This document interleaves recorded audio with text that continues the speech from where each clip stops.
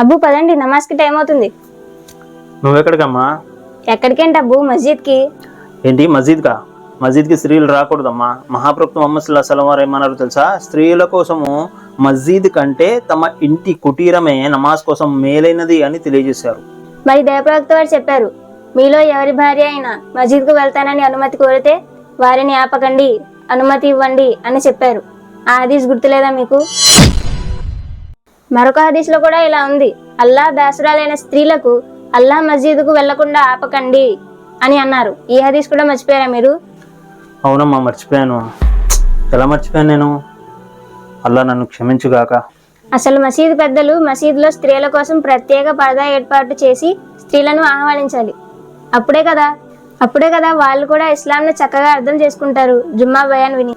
అవునమ్మా, చాలా మంచి మాట చెప్పావు నువ్వు. మసీదు పెద్దలు ఈ విషయం ఆలోచించాలి. స్త్రీల కోసం ప్రత్యేక పరదా ఏర్పాటు చేసి స్త్రీలను కూడా మసీద్కి ఆహ్వానించాలి.